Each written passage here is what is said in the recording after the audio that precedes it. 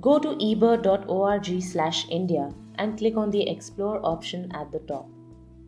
Here, you can see details of each species, search for their photos and calls, check which species are seen in any specific region, and explore range maps and hotspots.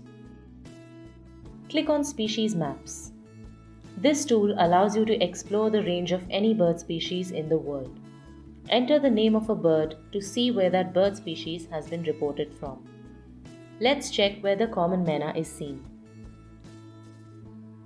Once you select the species from the drop-down list, you will see purple squares appear on the map. These show the places from where common myna has been reported. The darker the purple, the more frequently the bird is seen there. You can see that India has the highest concentration of common myna in the world. Let's take another bird, the Blythe's reed warbler, which is a winter visitor to India. This map is currently showing us year-round data.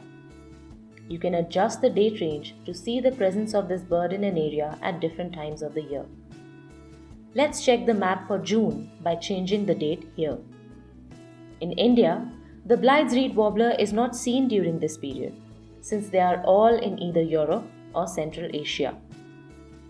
The grey squares indicate that people have been submitting lists from these regions, but the Blythe's reed warbler was not reported. Let's now change the month to December.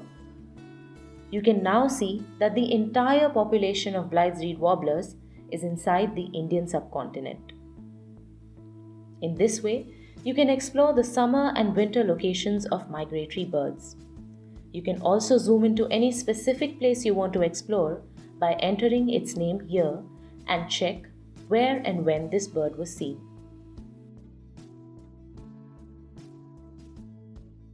Do you want to see an emperor penguin someday? Let's see where it can be spotted. You can plan your trip to Antarctica when you're ready.